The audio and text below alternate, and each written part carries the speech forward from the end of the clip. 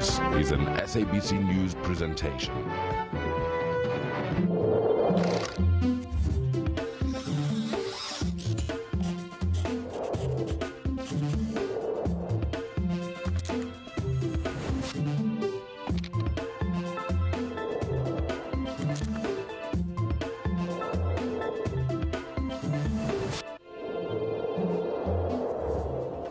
Hello, Maspotse Makaya na kwindawo ngendawo enibukeleni kuzo. Welcome to this edition of Yilungelo Lakho. It's your right. We are broadcasting to you live. We are broadcasting to you on SABC 1 Mzansi for sure.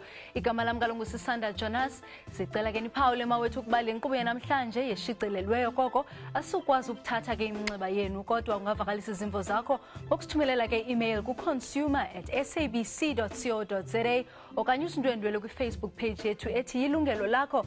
Alternatively, ungasithumelela ke i-tweet ku @yilungelo.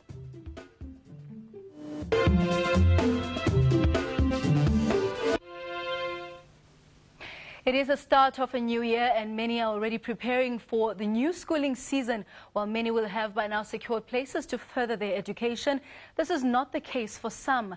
Those who unfortunately could not get their prerequisite entry pass marks into established schools, tertiary institutions will settle for private colleges.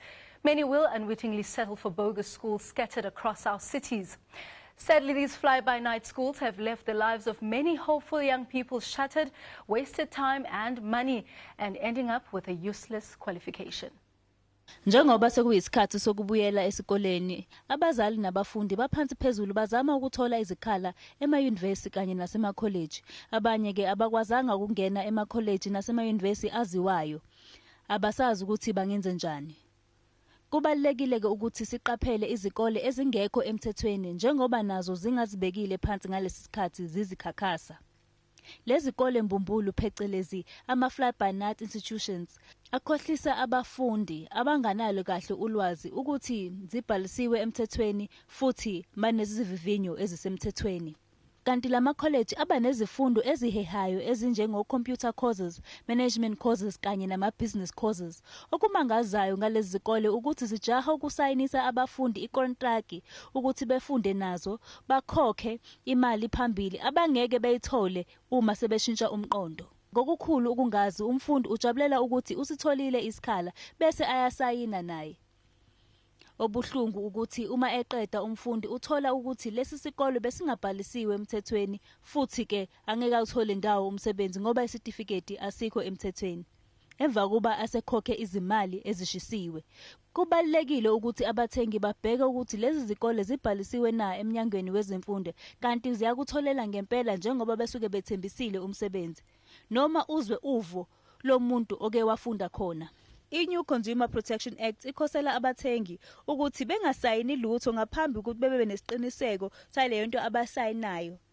Noma bebe nolwazi ukuthi mase besayinile kuzokwenzeka kanjani. Ngoba phela abantu balezi zikole banolimi olushelelayo ungaze uzithole usulutheka. Sekuphele iminyaka uhulumeni ezama ukulwa lempi yalezi zikole. Kuvalwa esinye kuphinde kuvumbuke esinye. Abathengi bayaxwayiswa ukuthi babheke lezi zikole uma kukhona ongakutholisisi kahle xhumana nomnyango wezemfundo. Unompumelelo omthethwa, Yilungelo Lakho. That was our producer Nompumelelo Mthethwa. And now, to further discuss the impact of fly-by-night schools on our young people's lives, let's welcome Dr. Mandla Buthelezi. He is the director at the Department of Higher Education. And from our Durban studio, we also welcome Dr. Seth Mazibuko from the June 16 Youth Foundation.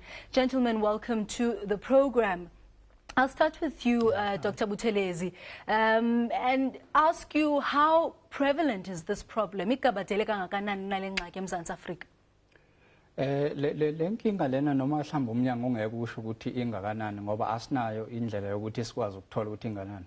Kodwa ngama complaints noma izikhalo esithola emphakathini ngale izikolo kusinika umqondo ukuthi lenkinga inkulu kakhulu eSouth Africa.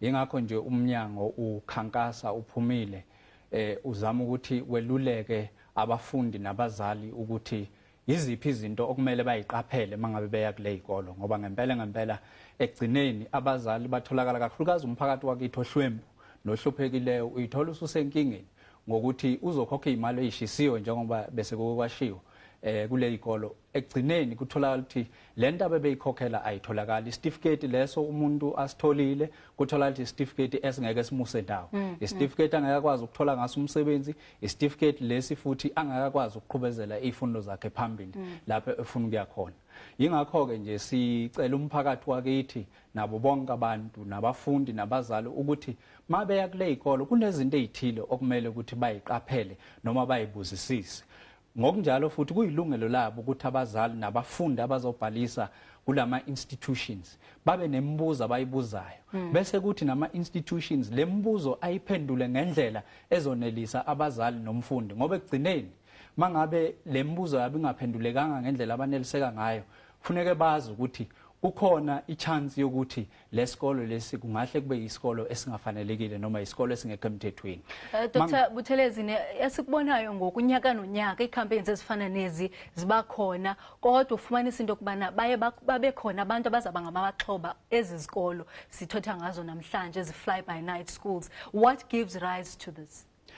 Ngicabanga ukuthi ingoba imakethe ivulekile eSouth Africa wonke umuntu unelungelo alinikezwa iconstitution ukuthi angakwazi ukuthi avule isikolo sakhe kodwa mangabe lowo muntu ezokwazi ukuvula leyo institution ayivule ngeindleko zakhe abhalise futhi kuhulumeni kodwa ke lama bogus institution ilama institution angabhalisile ngokomthetho kuhulumeni noma mangabe kufuneke izifundo zawo azenzisayo noma ama qualifications funeka accreditwe noma umalusi noma uCHE kutholakala ukuthi awaccreditiwe lokho kusho ukuthi ke abantwana icertificate abazoyithola lapho icertificate ezingeke zibase ndawo ingakho ke nje sithi umphakathi kufuneka sibambisane sonke ngoba lenkinga akusesiyona nje inkinga yomnyango kuphela ngendlela edlebeleke ngayo noma ngendlela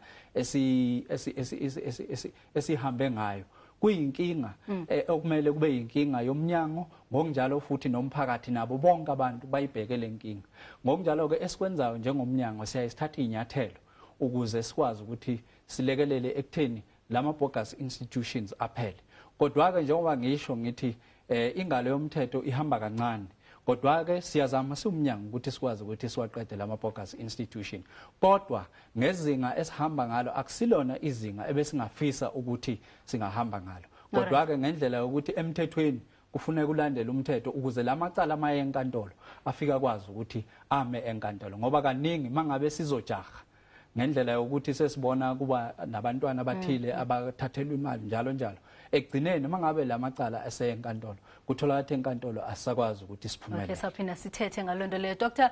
Mazibuko ndifuna uza kuwe ke ngoku ngicela qala usichazele kabanzi ngeJune 16 Foundation kwaye ke ngokubona kwenu nina ni Youth Foundation ingaba lemeko sithetha ngayo namhlanje inkulu kangakanani na eMzantsi Afrika? Well, June 16 Youth Foundation, it deals specifically youth locally as in Johannesburg, and it deals youth futhi nakwezinye indawo. Ngithetha nawe nje ngeKwaZulu Natal mainly because of June 16.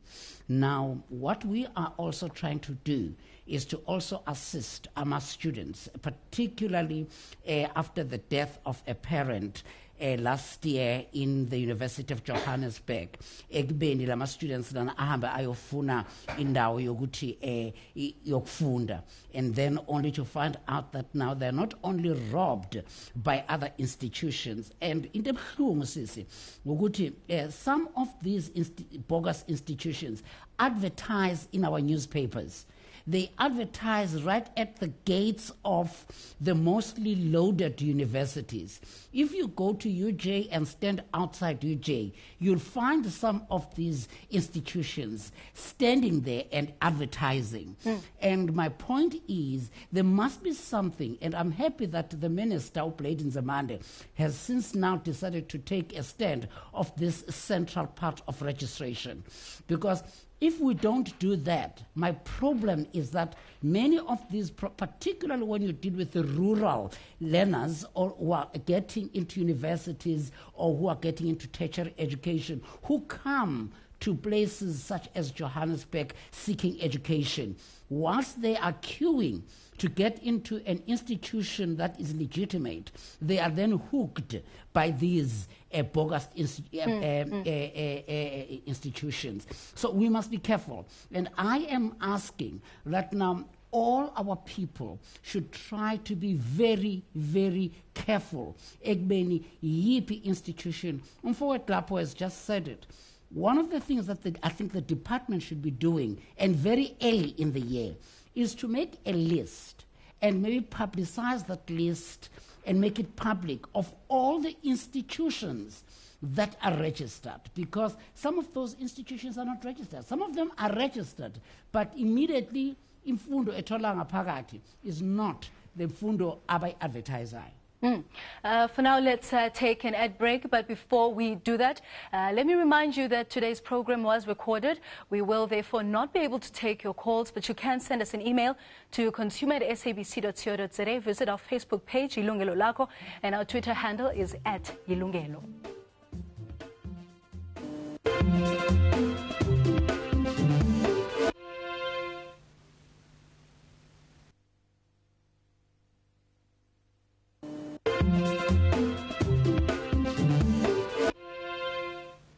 Siphinde sinamkele babukelo sabukele inkqubo Yilungelo Lakho. Umxholo wethu kaloku namhlanje zizikole ezingekho mthethweni, sithetha ingxaki ezizikole ezidalayo ebomini bethu nolutsha, imali nexesha ezizikole ezichithela ulutsha lwethu noluthu ligqibele lunamaphepha ayincitha xesha. Ukuvalisa izimvo zakho kaloku ungasithumelela i-email ku-consumer@sabc.co.za okanye usindwendwele kwi-Facebook page yethu @Yilungelo Lakho okanye usithumele ke i-tweet ku-@Yilungelo.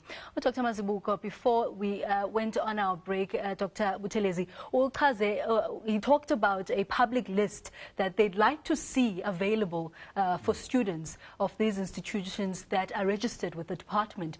Your thoughts on that?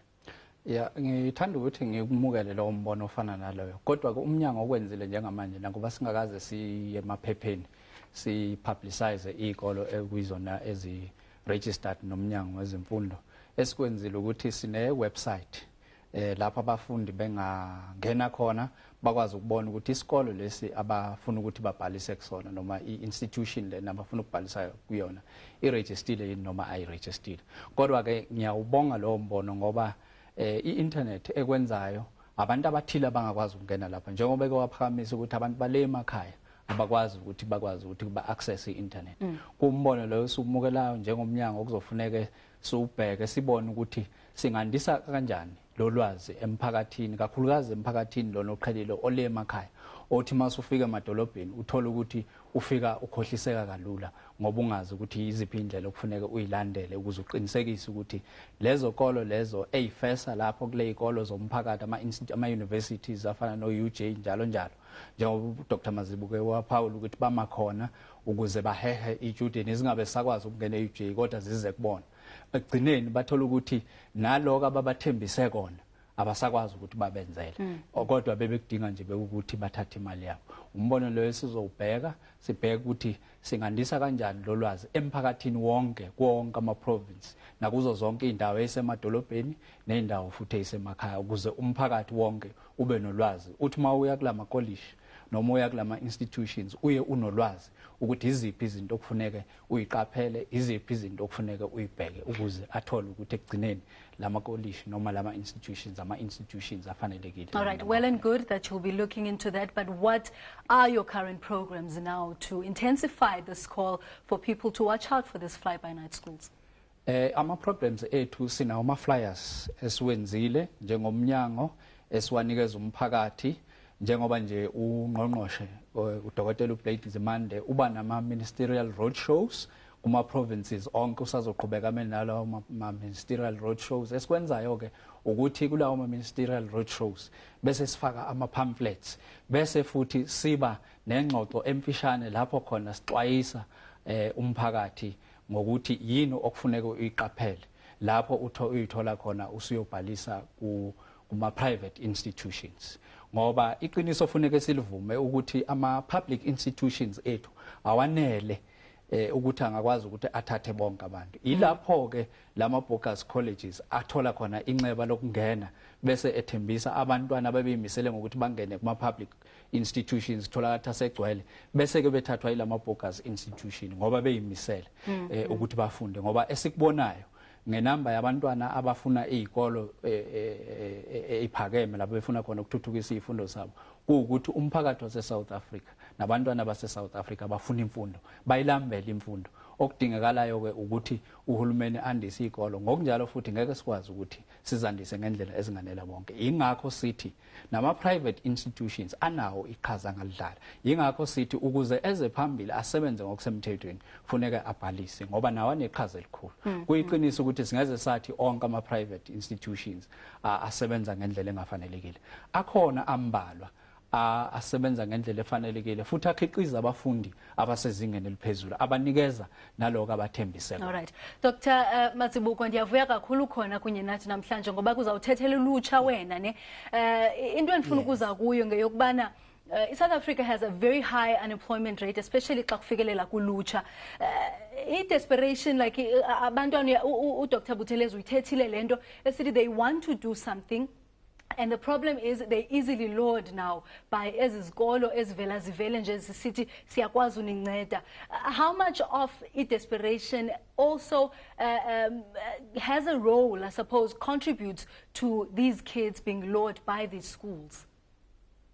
You see, in our countries, as you just indicated, our major problem is the unemployment of youth.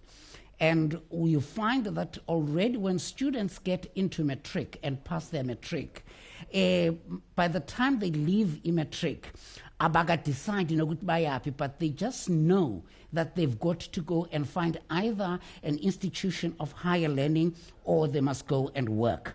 And now that's when now these bogus institutions come in and say, we can offer this. And my brother there has just indicated that some of these institutions are good. Just about a day or two or last week, there was an indication that some of a very recognized, I'm not going to mention an institution, a very recognized institution was offering certificates that were not registered. And the point I'm trying to make is that now we've got a department, particularly of higher education, should be trying to build a sort of a link with high schools at matric level. Because we don't have career guidance anymore in our high schools, it might be important that now all the institutions or the department itself links up with the high school students so that by the time they go out there, out of desperation of work or out of seeking certain skills or maybe out of desperation of getting into universities or in any higher learning, they must know where to go. And by in the yard of a particular institution or in the street. And again, our newspapers and our media should play a role. And I'm happy that Yilungelo Lakho has come up with this program because now, again, our media allow these institutions to advertise in their newspapers. And our young people, out of their desperation again, they go on and apply to these institutions. And the simple thing is there must be a direct link between a child or a learner that leaves high school or that leaves FET to go.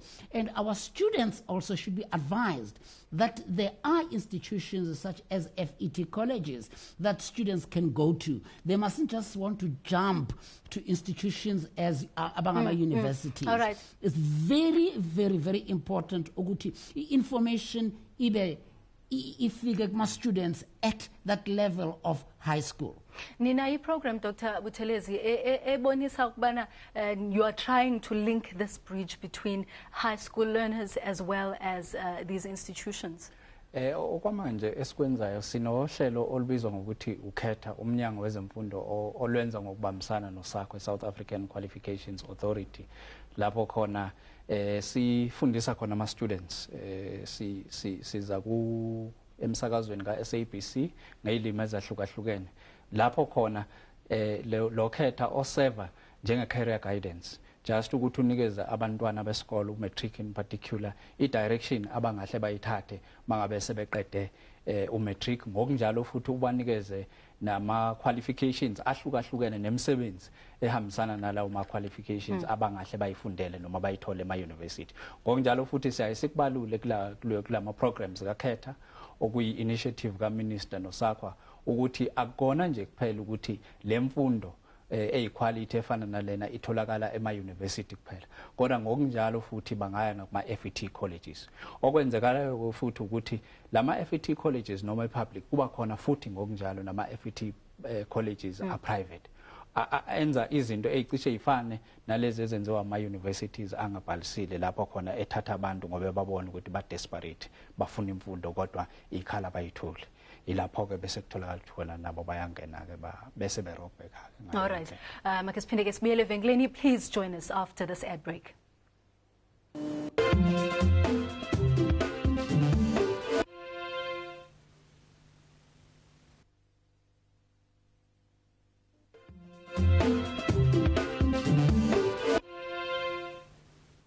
Welcome back. You're still on Yilungelo Lakho. It's your right. Kindly note that today's show was pre-recorded.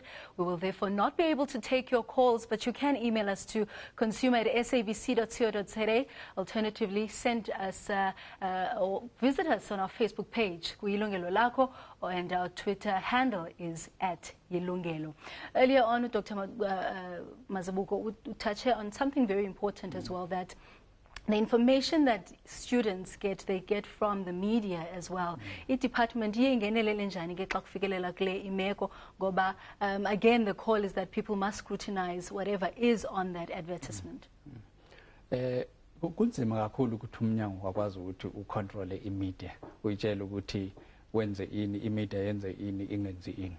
Kodwa ke njengoba ngisho ukuthi umsebenzi wethu sonke mhlambe nayo imedia kuyafuneka ibambe iqhaza ekutheni idile ngama bogus institution, kuthi lapho khona maka advertisewa beza kubona be approach ngama adverts abafuna ukwa place ama paper nabo, mangabe kuyi institution ba check nabo ukuthi is this institution registered or is this institution accredited to offer these qualifications and so forth. Ngaleyo ndlela imedia nayo ingabamba iqhaza. Alternatively mhlambe esingakwenza njengomnyango, mhlambe umnyango consider ukuthi ulethe isimangalo mhlambe ngokuthi iphepha thizeni li advertise izinto ezirong, mhlambe ngandlela thile siba hold responsible abe media nabo ngokuthi baphephezela lenkinga esithi sizama ukuyiqeda ngokuthi bangabhekisisi ukuthi yini lokho. Kodwa ke okusalayo nokubalekile ukuthi umuntu nomuntu, umfundi nomfundi kuyilungelo lakhe, futhi kumele ayimisele ukuthi yonke into angena kuyo icontract ayisayinayo ayifundisise, ube umsebenzi wakhe ukuthi ayinikeze isikhathi nokuthi abuke ukuthi lokho abamnika kona yinto yini ayithandayo, yinto yini ayifunayo, yinto yini esemthethweni.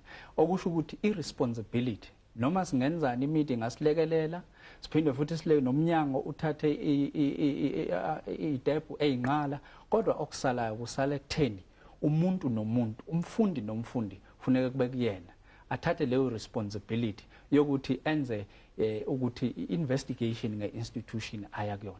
Investigation sikhangele njani ukubana isikolo sisemthethweni na? Abantu bangakwazi ukuthi bafonele umnyango, sine call center esiyi-establishile ne toll free number u-0800 872222, noma baye ku website ye department www.dhet.gov.za. Bazothi nje mayivula internet kukhona umbhalo othi notice board, ngaphansi kwe notice board kukhona i-register of private FET colleges and the register of higher education institution. Lawo ma register omabili amqoka kabe ekutheni abantu bangwazi ukuthola information. Futhi okwenzakalayo lapho ukuthi i-institution ibhaliwe ukuthi iregistiwe ne registration number yayo ikhona, ama qualifications noma ama programs leyo institution eregisterwe ukuthi iwa offerisha.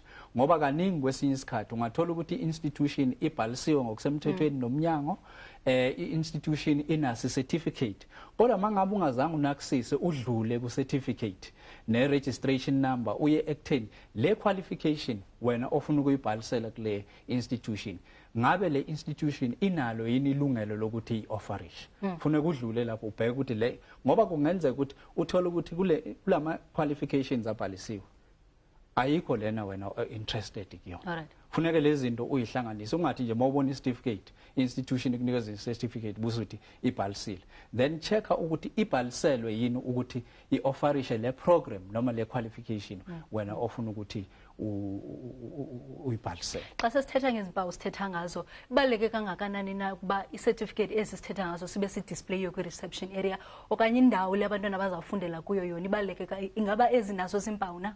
Umqoka kakhulu ukuthi i-certificate umthetho wokubhalisa kwama-institutions uthi i-institution ne-institution kufuneke i-certificate of registration isibeke endaweni lapho wonke umuntu ongena ku-institution ngaphambi kokuthi abuze ayibonelene ukuthi i-institution ibhaliwe. So ungaqhubeka-ke ubuza ama-details kodwa nje mawungena kunoma yiphi institution a-private institution funeke nje certificate sibe sobala ukuthi ungena nje ubusibona ukuthi le institution. As a department, do you have monitoring mechanisms enikwazi ukuthi nibone ba how many of these schools are out there okanye nilindele abantu bazisi complaints kuni then niyazi ba kukho isikole esisendaweni ethile okanye nina ngokukwenu niyakwazi ukungena nikhangele izikole eziregisterishweni ezingaregisterishwanga? Umnyango njengamanje awunalo uhlelo njalo lokuthi uhambele imiphakathi noma ama-province ubheke izikole ukuthi ibhalisiwe noma ayabhalisiwe.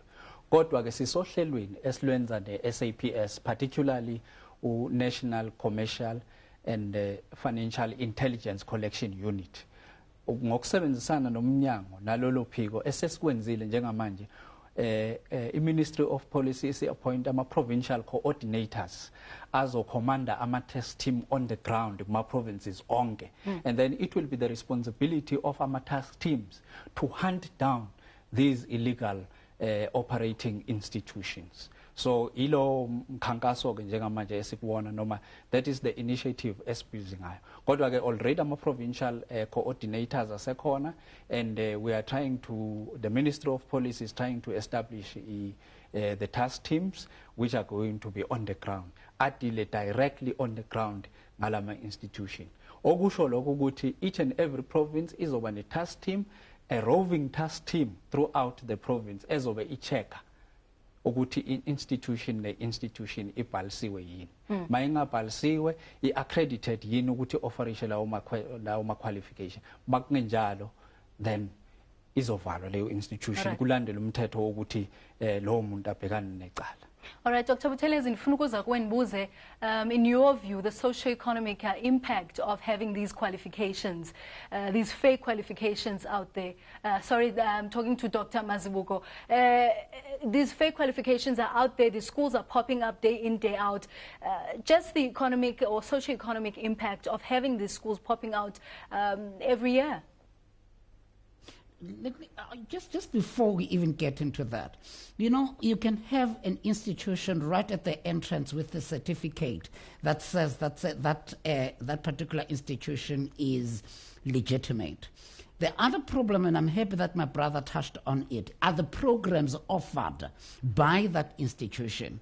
You find out that those very programs themselves are not explained to learners, that some of them are SAQA granted or qualified. Some of them are certificates that are short courses of 6 months, 3 months, where you don't get a certificate that can allow you to go any further. And another thing that happens with this bogus institution is that it might be an institution that has the certificate, that has the good programs, but at the end of the day, in the middle of the year, they no more have funds to run that institution, and that school closes down. And what happens thereafter is that many of our students now are in the streets. Now, it is very important for our young people, and it is very important again, and I'm happy to hear from the department, now they are going to be starting to be monitoring these institutions, because they are not only killing our children only at the entrance point, they are also killing them right at the transition point when they are supposed to be learning and getting into another level of education. And coming to skills, these institutions are the people who are doing this are very, very, very clever, because what they do is they target those skills that they know that are skills that are needed by you know, I'm busy now doing something in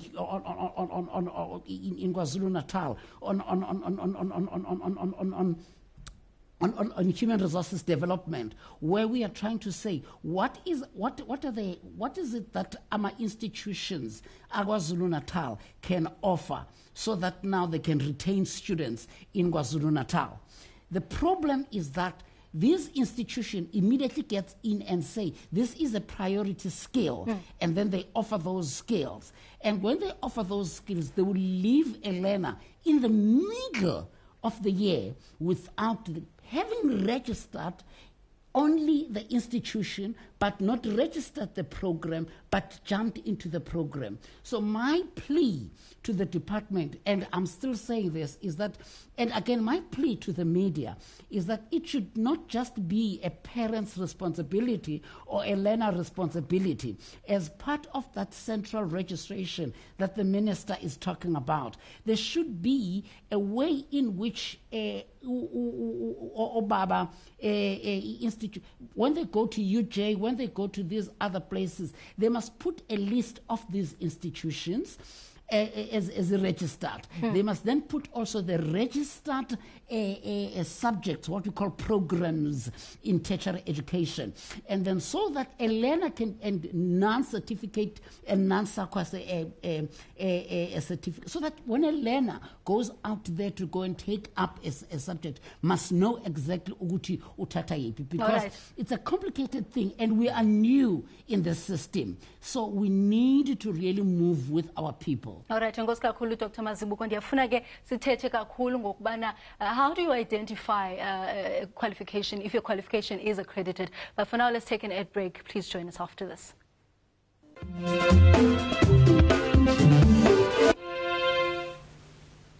Welcome back to Yilungelo Lakho. It's your right. We continue with our conversation on the impact of bogus schools in the lives of our youth. Are we winning the war against fly-by-night schools? A very important question. Firstly, let me go back to a point that Dr. Mazibuko touched on, and that is accreditation of a qualification. Uyawazi njani ukuba ke qualification le uyefuna uyifundela is accredited? Wazi ngokuthi mayikhona certificate lesi registration kuleyo institution. Ngokunjalo futhi uma ungenaso isiqiniseko noma institution engakunikeza isiqiniseko esifana naleso, sinama quality councils awu-3 eSouth Africa okuyiwona are responsible for ukuthi enze quality assurance kuma qualifications. Leyo i-CHE, which is CHE, umalusi, the QCTO.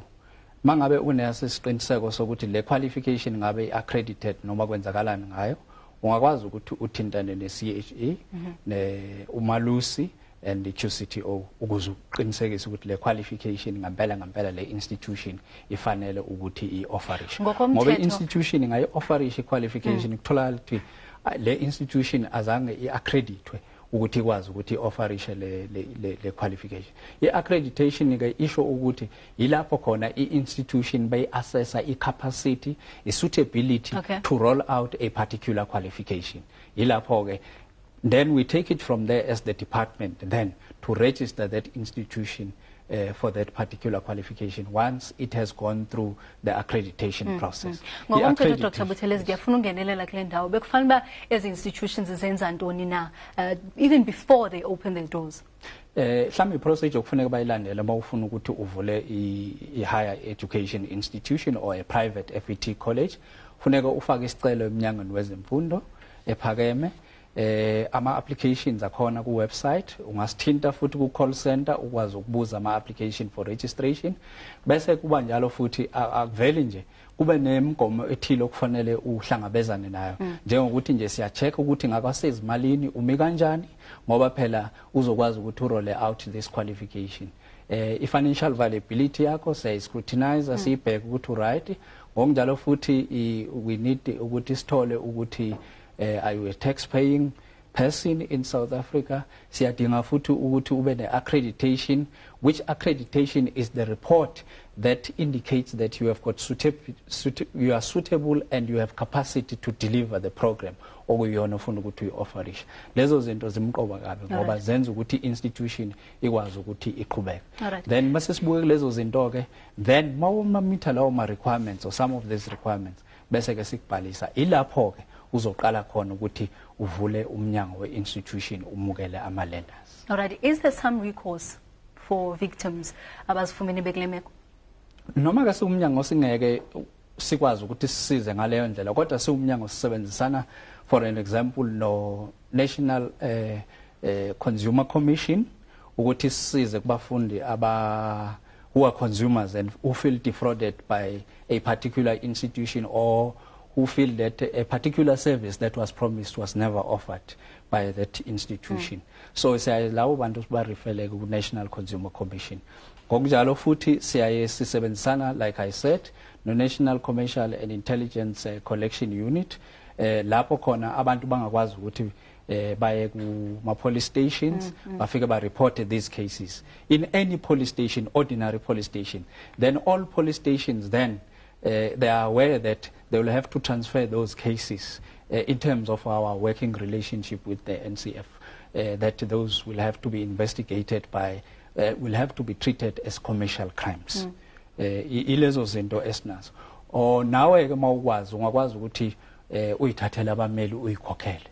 Unfortunately, asinayo i-working relationship ne-legal aid at this juncture. Mhlambe ngokuhamba kwesikhathi sizoba nayo lapho khona umfundi angakwazi ukuthi ureportele i-department, then i-department imxhumanise no-legal aid ukuze akwazi ukuthi athole i-assistance. Manje umfundi angahla kwenza noma umzali angahla kwenza ayinga-approachela yena i-legal aid ngokwakhe kodwa ngesikwazi thina ukuthi simrefere njenge-department. Earlier on uye wachaphazela ukubana niyasebenzisana kunye namapolisa especially xa kufikelela kule meko. Kunyaka opheleleyo mhlawumbe, do you have figures of how many of these schools have been closed, how many of these people have been caught? Noma mhlawumbe kungasho ukuthi lama figures akhuluma ngonyaka odlule kodwa since siqalile ukusebenza ne-SAPS esesikwenzile over the years, that is past 2 or 3 years, sesikwazile ukuthi o-director ne-management yama-college awu-64 baboshwe.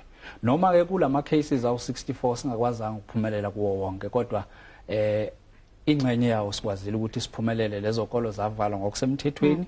Ezinye abantu bangayibona seyivuliwe kodwa sezavulwa ngoba zalandela umthetho ofanelekile. Ngokujwayelekile ke mawutholakala unecala ngokomthetho i-punishment enikwa lama institutions ukuthi mawutholakala unecala unikezwe u5 years wesigwebo ejele noma uhlawuliswe imali engango 250,000 noma ngokubili uhlawuliswe futhi u250,000 uphinde futhi ugwetshwe iminyaka engadlulile eminyakeni emihlanu ejele. All right. Dr. Mazibuko, ndibuyele kuwe. In terms of whether you are happy with the programs the department is embarking on, what more still needs to be done, and just the role and responsibility, I suppose, of students, of parents when it comes to this issue? Ma'am, you know, we are dealing with this issue at tertiary level, at exit of high school. That the problem that we're talking about also exists right at high school level and primary school level. There are many of these schools at basic education level that are actually offering, you know, services to our people that are bogus. And my point, the point I'm trying to make is that there must be a strong relationship between higher education at that exit level with with basic education at matric level, so that students can get information at first hand. One, get to know which programs are offered by which institutions and which institutions are registered. And particularly on those skills that are, for instance, you ask any child now lately, will tell you about IT.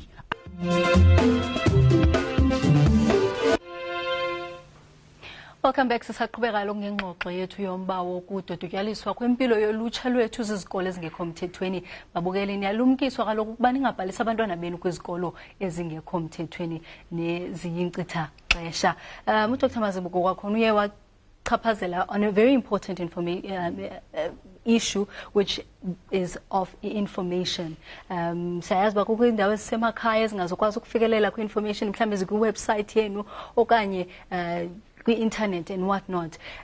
Ingaba njengesebe nizama kangakanani na ukufikelela kumntu wonke, especially xa sizama ukulumkisa abantu ngoba bangachaphazelwa ke zezi zikolo ezibogus? Esikwenzayo kakhulukazi ukuthi i-challenge yethu esibhekene nayo yiyo leyo information ukuthi information ayikwazi ukufika kubo bonke abantu.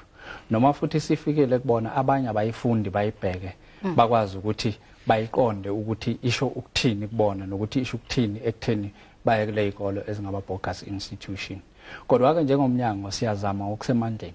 Mhlawumbe okufuneka sikwenze njengomnyango ukuthi siqinise umkhankaso wethu wokuthi sikwazi ukuthi njengomnyango sixhumane nezikolo directly kunokuthi sisebenzise i-media mhlambe through i-internet noma sisebenzise nakuba nayo sizoyi-retain i-internet ne-information booklet nazo zonke izinto esiyaye siyi-distribute lapho siba nemhlangano khona. Kodwa iphuzo engilibalulayo nengilinotayo ukuthi kunesidingo sokuthi umnyango uqinise umkhankaso wayo i-awareness campaign lapho khona kuzoba khona amalungu omnyango azohamba aye ezikolweni axwayise abantwana ezikolweni isikolo nesikolo ukuthi bakwazi ukuthi iziphi izinto okufuneka bayibheke mabeqeda noma befuna ukuqhubeka nezifundo zabo. Iziphi institutions ezibhalisiwe iziphi ezingazange zibhalwe. Dr. Buthelezi, 30 seconds xa sesiqukumbela le inkqubo, what do you want parents, students to remember about i-program esithethe ngayo namhlanje? Ngingathanda nje ukuthi ngixwayise ukuthi njengomnyango sifuna abantwana abafundi nabazali bakhumbule ukuthi ngaphambi kokuthi babhalise basayine ama-contract nama-private institution funeka bawafunde lawo ma-contract ukuthi athini, asho ukuthini nge-service abazonikezwa wona, asho ukuthini ngeyimali ezizokhokha kanjani, ngoba kaningi abantu bajaha ukusayina kuqala i-contract ngaphambi kokuthi ukwazi ukuthi leyo contract iphetheni. Ekugcineni mangabe sebekhala sebefuna ukubuyisela imali bese kutholakala ukuthi i-contract ithi awukwazi ukuthi sikubuyisela imali noma ngabe uyacomplain angeke uyithole imali. Enkosi kakhulu Dr. Mazibuko nomzuzu, ngicela uqukumbele i-program yethu namhlanje and your call to parents, to government, so that this thing yenzeke siyicelayo namhlanje ingenzeki abantu bangakwazi uba ngamaxhoba ezi-fly-by-night schools. I'm appealing and praying our government to particularly higher education, and I'm happy that Buthelezi has taken that as a form of suggestion. There must be a link between higher education and basic education, particularly that level. I think that will help us a great deal, number one. And number two, masingalibali ke futhi sisi ukuthi ama parents ethu uma engatholi ispace kubantwana lapha kuma university are registered ukunokuthi umntwana abe sestradeni, they usually register them in these schools. And then we are saying to parents, please be careful. And we are saying to learners themselves, a learner at matric level should be able to read a basic contract for umama or ubaba. So they shouldn't just be easy in taking out monies. They should actually be inquiring and asking questions. Ask. All right. In fact, before they sign, they should at least check with the department if the institution is registered or not. Exactly. And yes, and the. All right, Dr. And Mazibuko? they should also. I'm also saying they should. I think the department also should try to also use some of our community organizations. Because I don't expect the department to do, this big work all by itself. All right, Dr. Use Mazibuko? churches and community organizations to try and assist them in this particular, in spreading this information. All right. Dr. Buthelezi, ungathini wena kule ndawo, Dr. Mazibuko echaphazele? Sizozama siwumnyango ukuthi sikwazi ukuthi si-strengthenishe campaign yethu, awareness campaign, ukuze sikwazi ukuthi sifikelele kuwonke ama-province nakuzo zonke indawo kufaka ney'ndawo esemaphandleni. All right, Nkosi kakhulu. For now, we've come to the end of today's show. Sibambe ngazibini kwindwendwe zethu nezitheke zasinika ixesha lazo ukuba nathi namhlanje. Sibulele nani babukele ngokubani benathi kude kube ngoku. Please join us again next Friday for another live consumer topic of the week from 1:30 to 2:30 in the afternoon. Xa ufuna ke impinde yenkqubo Yilungelo Lakho masiphinde sidibane apha ku SABC 1 ngemivulo kususela ke ngo-9:30 ukuya ke kwicala emveni kwentsimbi yeshumi. Kindly email your thoughts about this program to consumer@sabc.co.za or send us a fax to 011-714-6420. Or visit our Facebook page, Yilungelo Lakho, or follow us on Twitter @Yilungelo. From me, Sisanda Jonas, and the entire team, it's goodbye and have a great new year.